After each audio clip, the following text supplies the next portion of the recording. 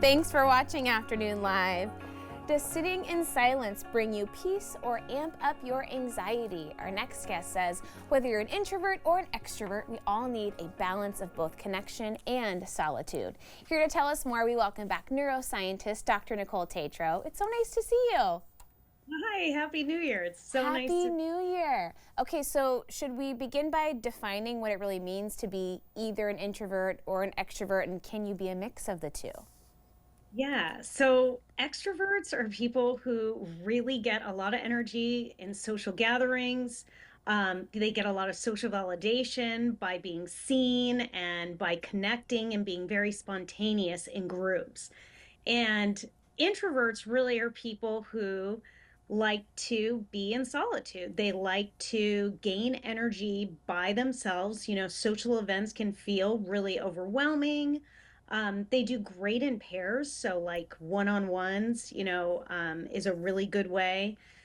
But ultimately, they have a lot more self-awareness, a lot more, they're very good listeners, in fact, introverts tend to be. And then if you're a mix, which tend to be a lot of people where you're an introvert and an extrovert, they're called ambiverts, and they kind of can float between the two, where you can be outgoing and social, but then, okay, you need to kind of take a break. And I think with the holidays, a lot of us have experienced plenty of that. Definitely. So it's a good time to kind of check in and maybe think about how much alone time do you have, because that solitude can be really valuable too, right? Absolutely. I mean, when we're in solitude, it really can help us deal with elements in our life that feel really confusing. So it allows us to gain that clarity where we don't have so many voices and judgments and critics kind of in our soup, and we can kind of ease through things and get that confusion out. It can also really help us with our emotional balance, where we become much more responsive rather than reactionary, because when we're in those high level of emotional states, we can just automatically respond. Where in solitude, we can really allow ourselves to kind of balance our emotions and figure out the most healthy and responsive way. And then the other thing that it really helps us is it gives us this inner peace where we kind of can calm down. And that solitude, it can be valuable when you're kind of taking that time, but then what about loneliness and how do those two interact?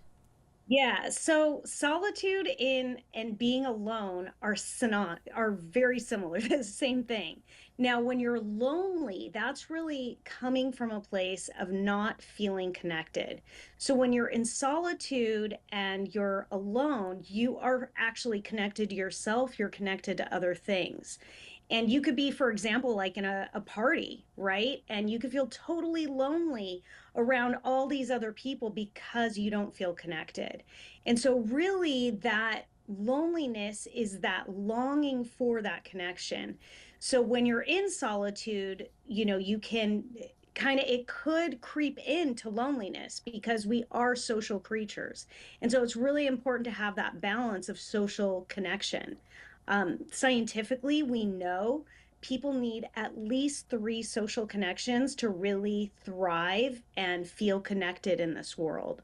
Yeah, so kind of finding that alone time that's beneficial to you, right? But that can feel kind of hard, I think, especially as a busy parent, right? You've got people relying on you, and it can feel selfish sometimes to say, hey, mom's got to clock out for 20 minutes, but it's really important to me. I mean, scientifically, we know kids tend to actually only need 15 minutes of your undevoted attention. And when they get that, they're actually satiated, they are filled up.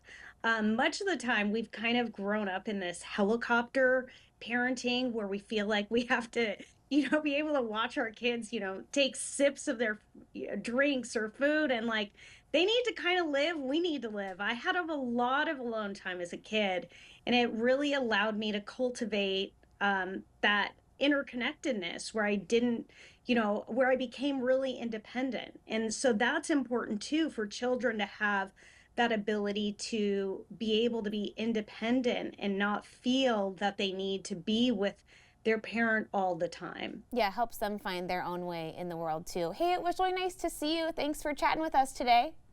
So great to see you. All right, we'll have more information on our website at katu.com. We'll be right back with more Afternoon Live right after this.